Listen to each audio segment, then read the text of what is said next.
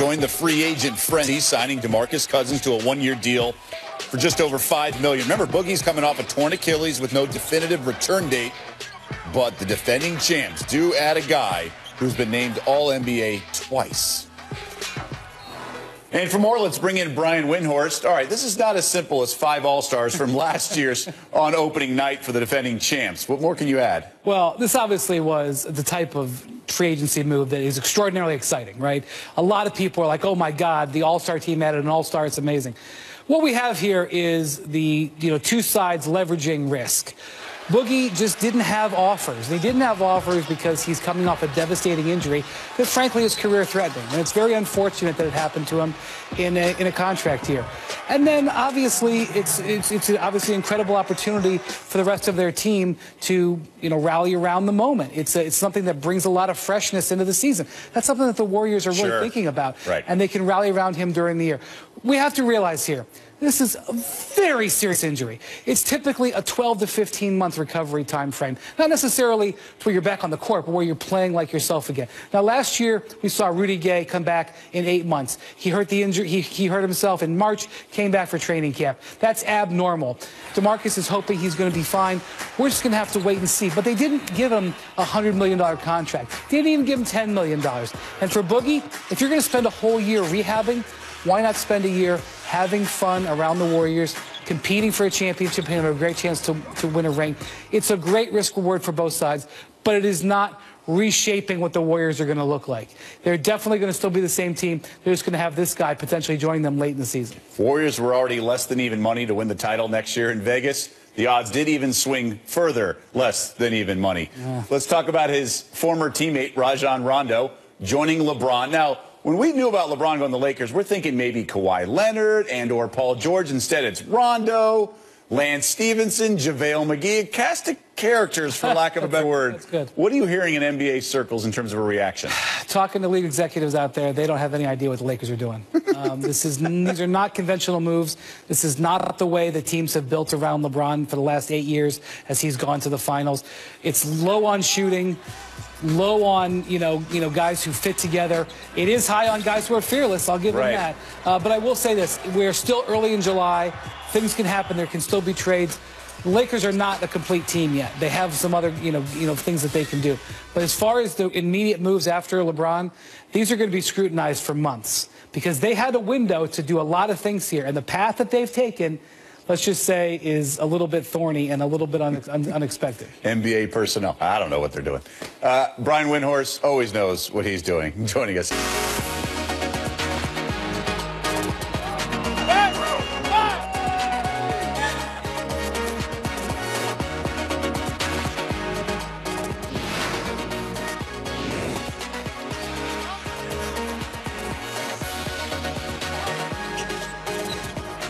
$8.3 million deal to join Golden State. He's a 4-time All-Star at 27 years old, but he is recovering from a torn Achilles. Question mark when he'll be back to the lineup. He says training camp, the team expecting later. He averaged 25 points, 13 rebounds, and 5 assists before his injury last season. Woj joins us now. We heard from Mark Spears, who spoke to Boogie Cousins a little bit earlier, but more levels to this deal and how it played out. Woj, what have you learned? Well, so with DeMarcus Cousins, yes, the injury played a big part in depressing the market for him. The fact that there wasn't salary cap space in a lot of places. But here's a reality DeMarcus Cousins had to deal with and now has to start to rectify in Golden State. His image. There were teams with space who did not want him in their locker room, didn't want him in their organization. And he knows that. And he's got to, he made great strides in New Orleans to turn into a winning player. He got along great with people there.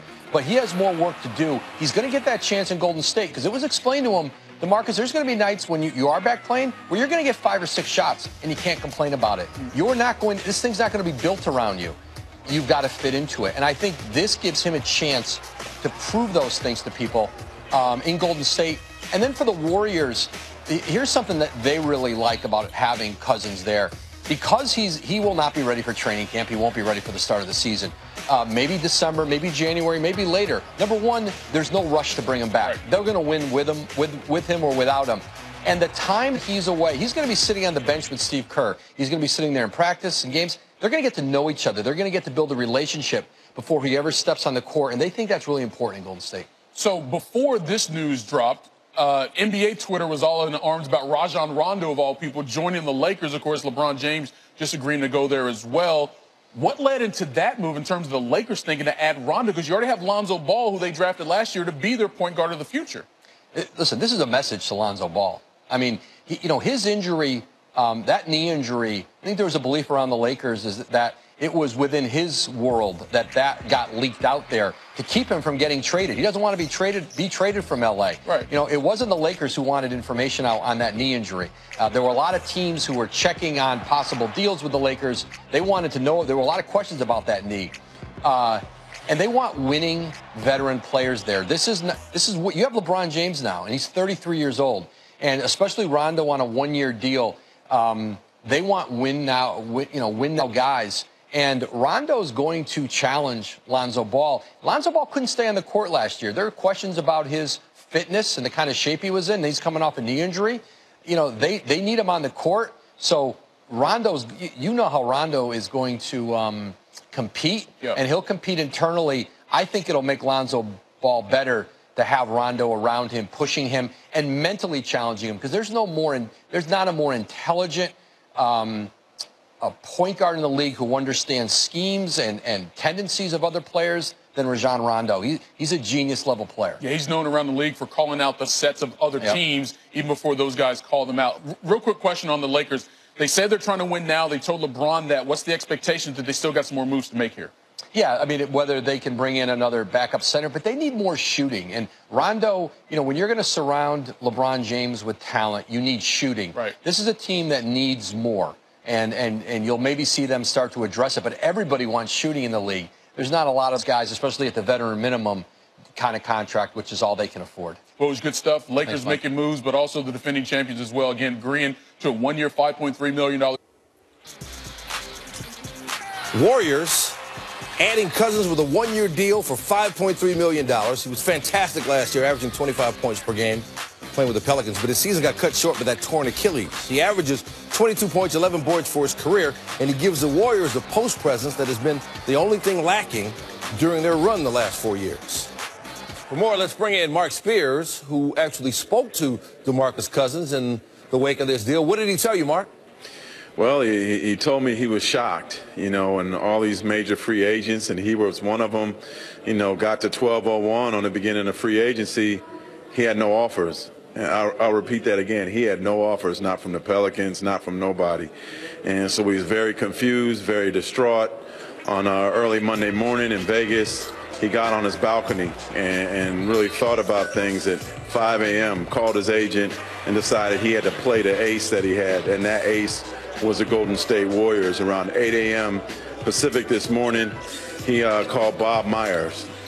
He called the Warriors general manager and said he was willing or interested in taking the mid-level exception. So after talking to Steph, after talking to Draymond, who's vacationing in Greece, and after talking to Kevin Durant, he decided that with their excitement about him potentially coming, that he wanted to be a Golden State Warrior and took the mid-level exception to do it. All right, so now he's coming off the Achilles injury. What's the timetable looking like for him to return to the court? Well, and you're talking about a four-time All-Star here, too, going with 4 All-Stars. Right. But what he told me a couple months ago was he expected to be ready for the beginning of training camp, and people kind of scoffed at that. And so I asked him about it tonight. I said, okay, how's your Achilles? You still talking beginning of training camp? Check out his videos on Twitter, on Instagram. He's running on a treadmill. He said he expects to be ready for training camp and ready to go next year. Now, the Warriors may feel something different about it. They may want him to rest. But Cousins adamantly says that he'll be ready for the Warriors' start of training camp. So it seems like the read on this is that he's coming off the Achilles injury, and he wants to play himself back into full health. And his thing was, this was the best of a nightmarish scenario. You have no offers. Okay, so what do you do? He probably could have conjured up a decent deal with a bad team. This guy is tired of losing. I'm in Sacramento where he lost a lot of games.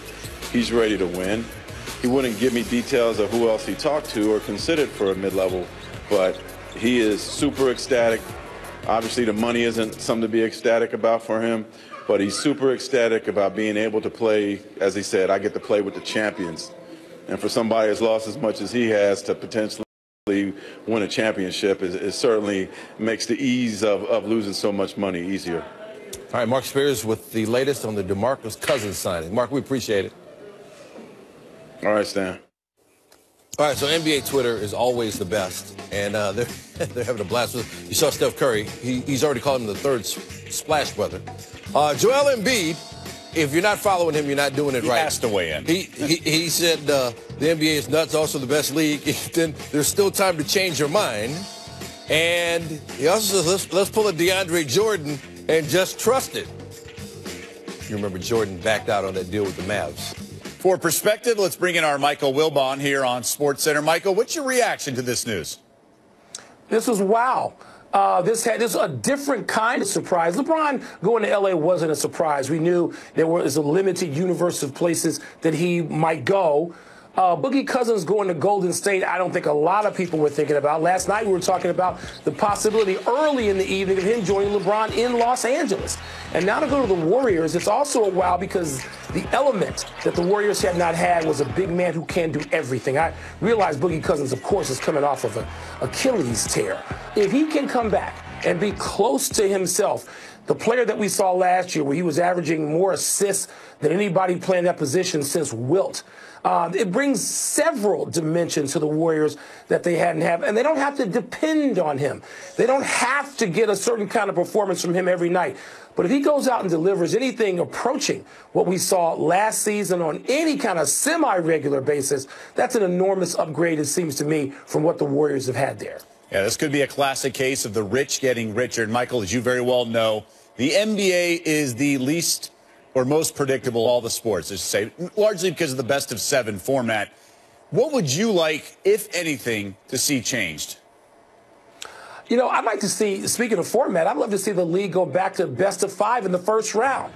That's probably the only change. And I think the finals, if we're talking about travel, I'd love to see 1 through 16 seeding. To do away with the conferences. I know Adam Silver has said travel's the issue, but LeBron's joining the Western Conference, moving to the Western Conference, could be the tipping point in that. But I think all of these things are going to be on the table for discussion, particularly among the Western Conference teams, looking at some of those teams that could win 49, 50 games, possibly be left out of the playoffs. Yeah, Denver Nuggets were one of those teams just missing the playoffs a season ago. Of course, Paul Millsap injury contributed to that. That's our Michael Wilbon joining us here on Sports. Cousins agreeing to a one-year, $5.3 million deal with the Warriors, according to Adrian Wojnarowski. A source told Stephen A. Smith that all the players and Steve Kerr signed off on the addition of Boogie with the feeling that it's a low-risk move.